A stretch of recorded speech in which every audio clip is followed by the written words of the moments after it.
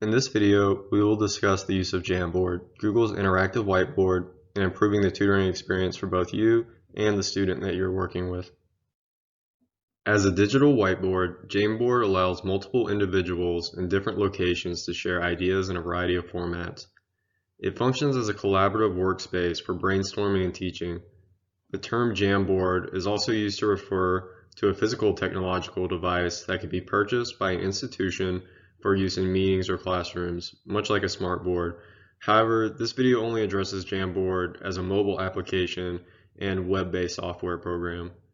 For the purpose of volunteers with the education project, Jamboard is most useful as a digital space for tutors and students to learn and to collaborate.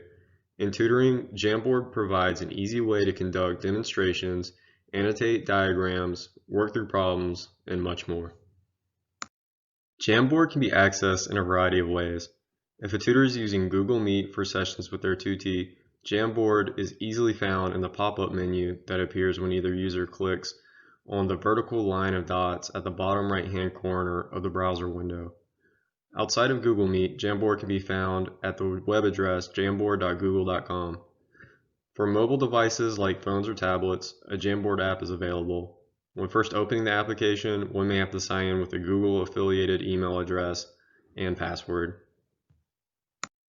As previously mentioned, Jamboard is accessible by a specific link provided by the creator, or by being shared through an email address.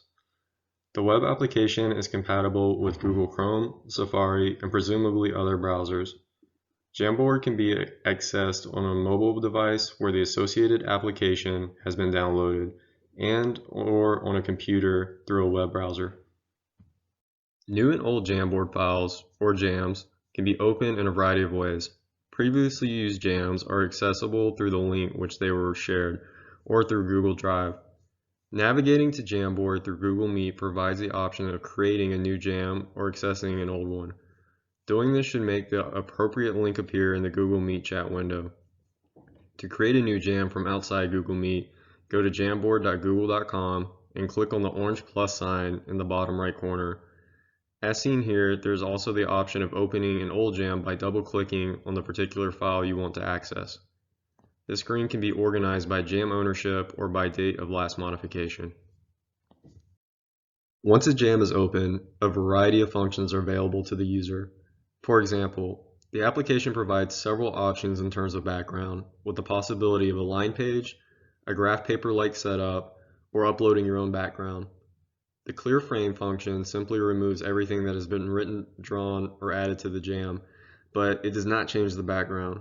As pictured here, the toolbar on the bottom right is the default set of functions available, including undo, redo, and magnification options.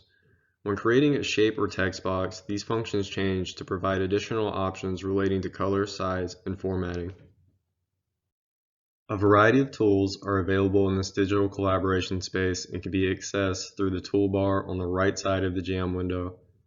Starting at the top and moving downwards, these tools include a marker or pen, an eraser, selection capabilities, a sticky note option, image upload, shapes, text box, and laser pointer.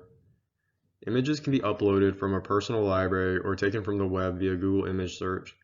In tutoring, these tools can be used to draw diagrams, annotate figures, correct the tutee's work, or simply make the experience more interactive to enhance engagement. In this demonstration, we will preview the tools for the browser version of Jamboard. The mobile application slightly differs, so we suggest trying out your preferred method before using it in a tutoring session.